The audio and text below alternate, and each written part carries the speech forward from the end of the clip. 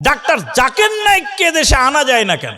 Doctor Zakir Naik স্যারকে আনার ব্যাপারে প্রস্তাব আসলো, সেই প্রস্তাবটা নাকচ হয়ে গেল। হঠাৎ করে শোনা গেল পার্শ্ববর্তী রাষ্ট্রের দায়িত্বশীলরা বলছে ডাক্তার জাকির নায়েক হলো আমাদের দেশের পলাতক আসামি।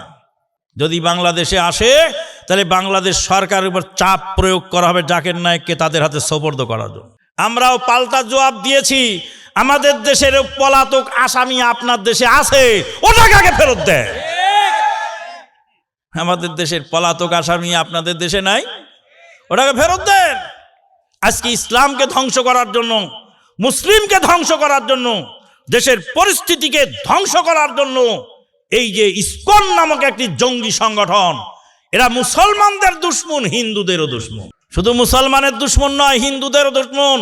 হিন্দু ভাইদেরকেও বলবো সজাগ থাকবেন, কারণ এই দেশে আবহমান কাল থেকে হিন্দু মুসলিম এত সৌহার্দ্যপূর্ণ অবস্থানে আমরা চলেছিলাম। ইউরিদুনা লিইউতফিউ নূরাল্লাহি বিআফওয়াহিহিম, তারা চায় মুখের ফুৎকারে ইসলামকে নিভিয়ে দিতে।